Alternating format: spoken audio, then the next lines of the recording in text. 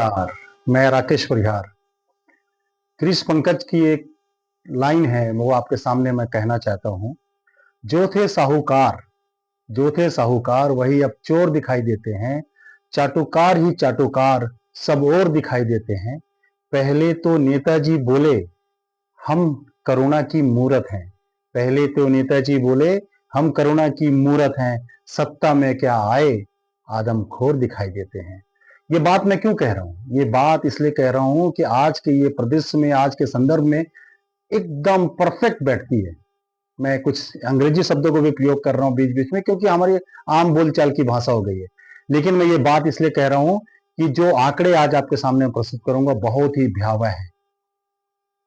एक रिपोर्ट आती है हर साल। वो रिपोर्ट क्या है? वो रिपोर्ट ये है, जर्नलिस्ट विदाउट बॉर्डर्स एक संस्था है जो हर साल अपनी एक रिपोर्ट प्रस्तुत करती है, जो ये बताती है कि स्वतंत्र पत्रकारिता में किस देश का क्या स्थान है। तो आपको जान के आश्चर्य होगा कि भारत का स्थान भयावह है, डरावना है। वो क्यों कह रहा हूं? 2023 में 180 देशों में जो भारत का स्थान था वो 161 था। 2024 में 159 था। 2025 में थोड़ा सुधार हुआ, पर यह सुधार हमको शर्मिंदगी से बाहर नहीं ला पाती है। 180 देशों में जो हमारा स्थान है 151 है। और ये 151 ये आंकड़े क्यों आ रहे हैं? अगर आप ये जानेंगे, आप इसके बारे में समझेंगे, तो आपको दिल जो है मानेगा नहीं, मानने को दिल नहीं करेगा। भारत में आज पत्रकारिता करना बेहद ही चुनौती भरा है, बहुत ही खतरनाक हो चुका है। हर राज्य में ऐसा कोई महीना नहीं जाता जब किसी न किसी पत्रकार की हत्या ना होती हो। छत्तीसगढ़ में ही बीते दिनों आपको याद होगा मुकेश चंद्राकर, किस बेदर्दी से उनकी हत्या कर दी गई।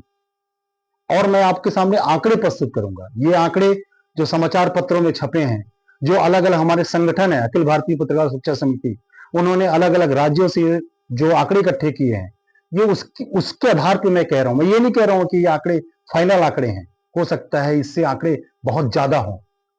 मैं आपके सामने आंकड़े प्रस्तुत करना चाहता हूं 2003 से, क्योंकि 2003 और 2014 के बाद की तुलना करना बहुत महत्वपूर्ण है।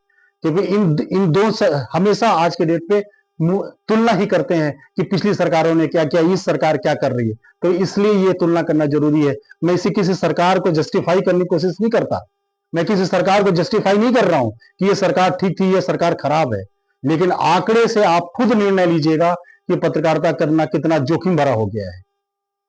2003 से 2025 के बीच में 102 पत्रकारों की हत्या हो चुकी है। 102 पत्रकार, आप समझ रहे हैं, 102 पत्रकार। और 2003 से 2013 के बीच में जो पत्रकारों की हत्या हुई है वो 21 पत्रकारों की हत्या हुई है।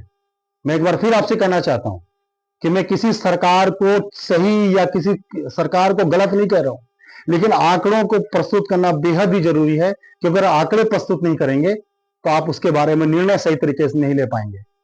तो मैं आपको बताना चाहता हूं कि 2003 से 2013 के बीच में 21 पत्रकारों की हत्या हुई है, और 2014 से 25 के बीच में आप जान के आपको आश्चर्य हो जाएगा कि 80 पत्रकारों की हत्या हो चुकी है। कितने? 80 पत्रकारों के। ये लगभग ये जो आंकड़े हैं वो 4 गुना है। मैं एक बार फिर यही बात कहना चाहता हूं कि आज के संदर्भ में अगर हम देखें तो पत्रकारिता करना बेहद ही जोखिम भरा है। और मैं सरकार से ये कहना चाहता हूं कि हमको समाज में निर्भीक होकर पत्रकारिता करने के लिए ऐसी माहौल बना के दें जिससे हम पत्रकारिता कर सके। हम सरकार के दुश्मन नहीं है, हम सरकारों के आईना के रूप में आप हमको देख सकते हैं कि हम सरकार के आईना के रूप में हम काम करते हैं। और एक बात और कहना चाहता हूं, अगर पत्रकार जीवित है, पत्रकार निर्भीक होकर स्वतंत्र होकर काम कर सकता है, तो ही लोकतंत्र बच सकता है। सोचिएगा जरूर। नमस्कार।